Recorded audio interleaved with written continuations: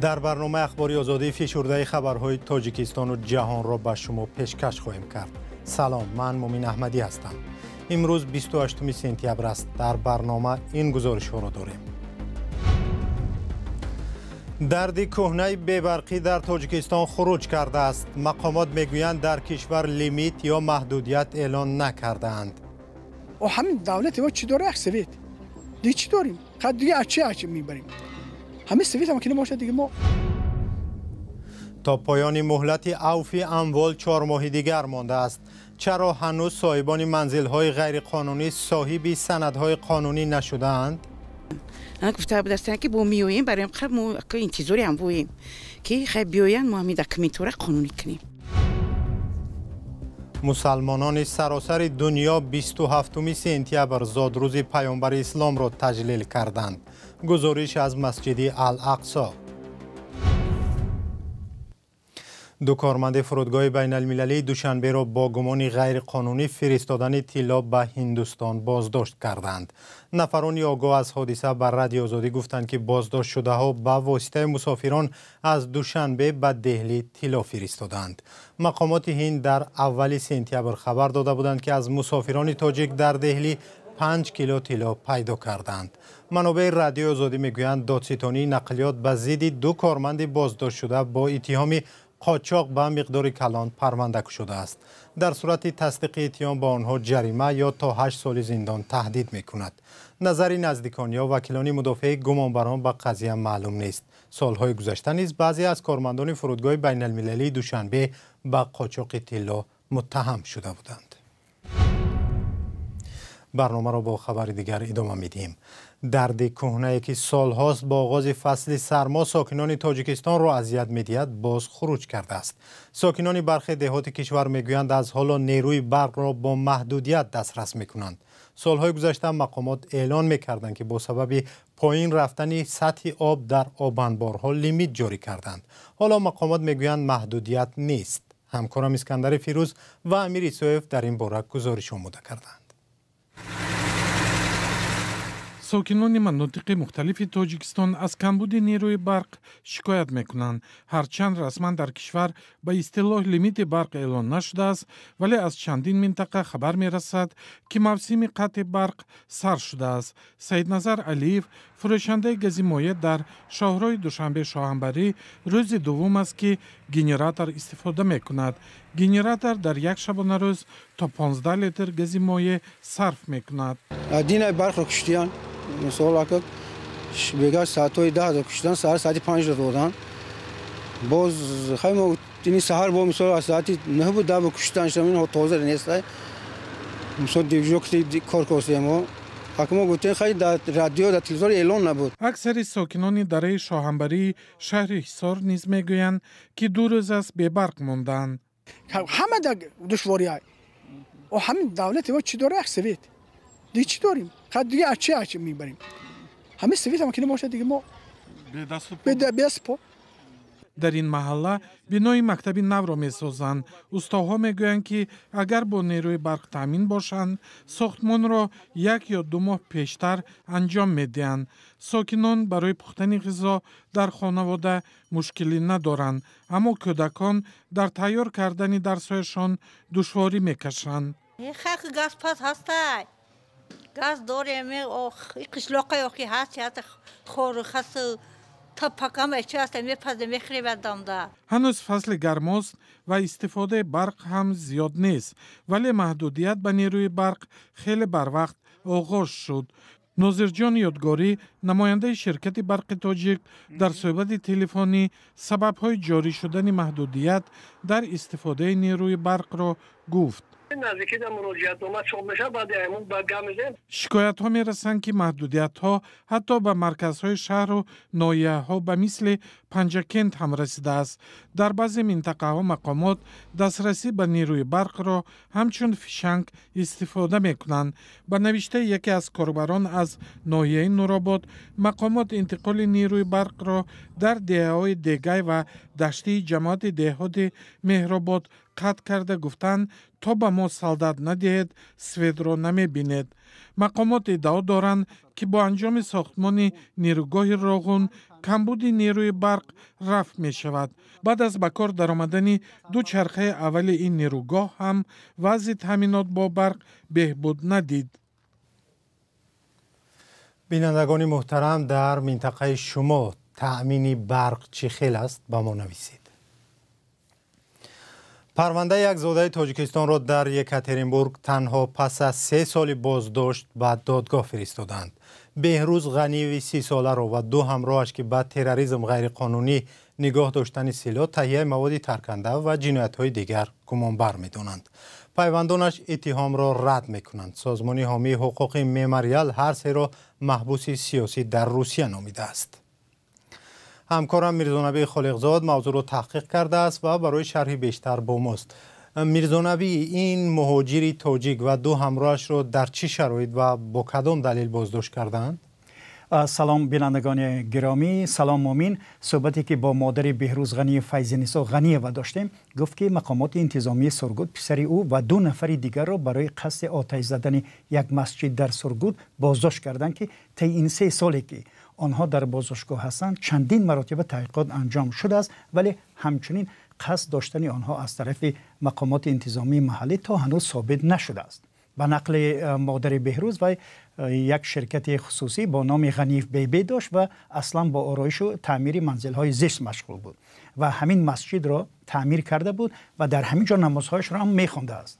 بهروز را ماه اپریل سال 2020 همراه 2 نفر دیگر ارتیوم واتریا و گامید داتایف شهروندان روسیه دستگیر کردند.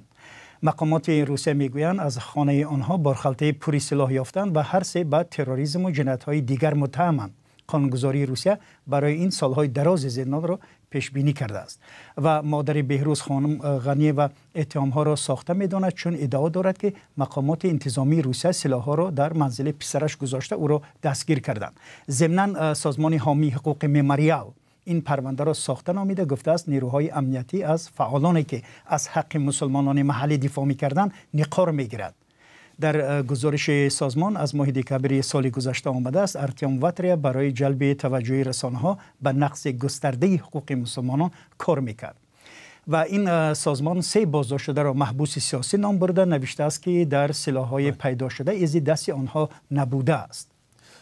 میرزانبی، چرا تفتیش این پرونده 3 سال طول کشیده است؟ چون در تجربه یک حادثه کم سابقه است. بله، واقعا سال بجاست. به نقل پیوندان بهروز غنی و 2 همراهش سال گذشته در بازداشتگاه دست به گرسنه‌نشینی زده. از مقامات خواستند که ساخته بودن اتهام ضد آنها را سنجند، ولی مقامات روسیه به این طلب واکنش نکردند و به گفته نزدیکان پس از چند روز بهروز و 2 همراهش را از بازداشتگاه سرگود به یکاترینبورگ بردند و انتظار می رود در اوایل ماه آینده دادگاه محاکمه پرونده آنها را شروع کنند.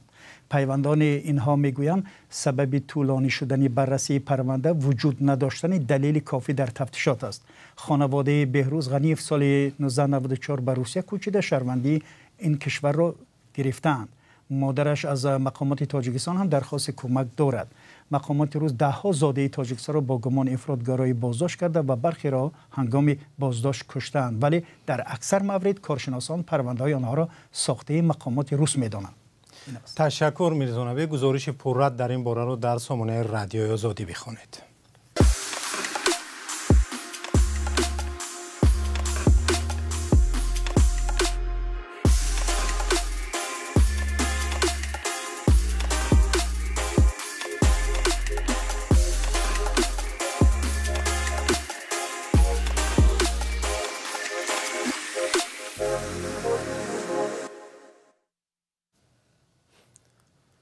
تا انجام مهلت عفو مالکیت چند ماه دیگر مانده است. مقامات وعده داده بودند که مال ملک غیر قانونی را در عفو نوبتی قانونی می‌کنند، ولی برخی صاحبان منزل‌های غیر قانونی نتوانستند صاحب سندهای قانونی گردند. همکارم براد یوسفی و علیشیر ظریفی گزارش می‌دهند. قурбонбӣ шоҳқулова сокини маҳаллаи чорякорон воқеъ дар теппаҳои канораи шимолии душанбе 5 сол аст дар ин манзили навсохт зиндагӣ мекунад. манзиле ки мисли хонаи ҳамсоягонаш ҳуҷҷатгузорӣ қонунӣ нашудааст. ӯ аз қонуни авфи амвол огаҳӣ дорад. омадастан 3 нафар омадастан кумитаи замин омадан бо меоян гуфта будастан ки бо меоем бароям хаб мо интизори ам воем ки хай биёян мо ҳамида комитора қонунӣ кунем.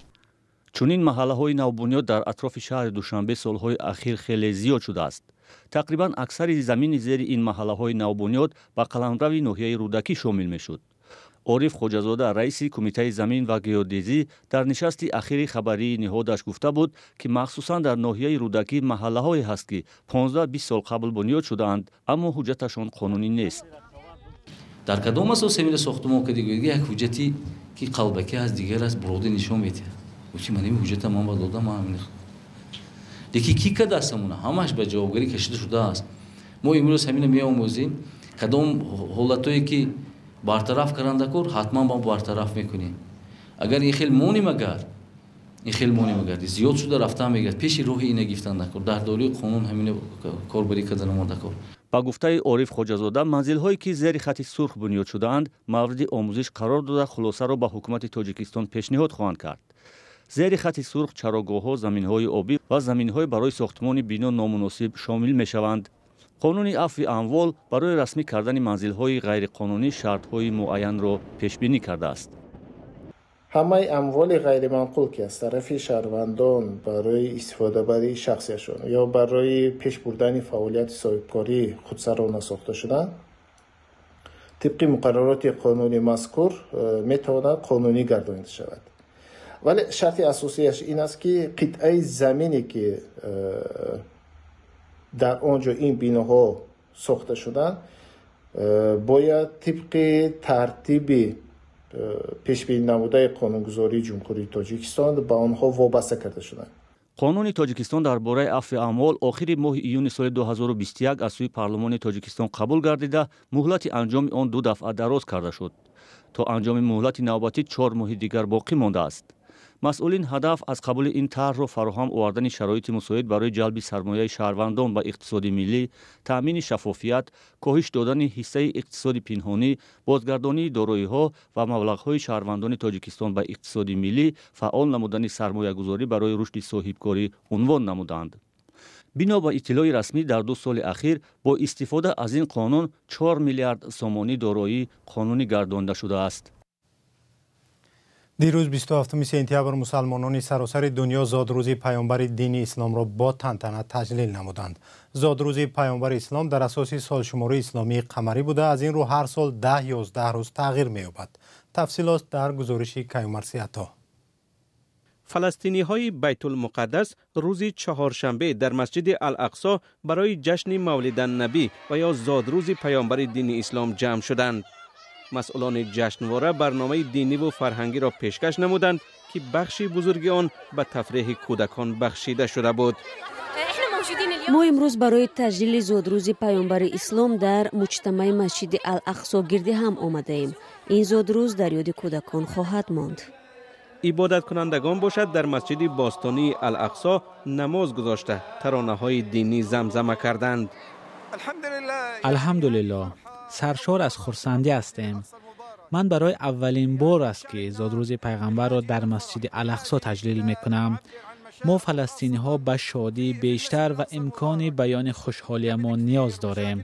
барои мо дар ин рӯзҳо маҳрумият зиёд аст. ҳар кас наметавонад омада дар масҷиди Ал-Ақсо ин идро ҷашн гирад.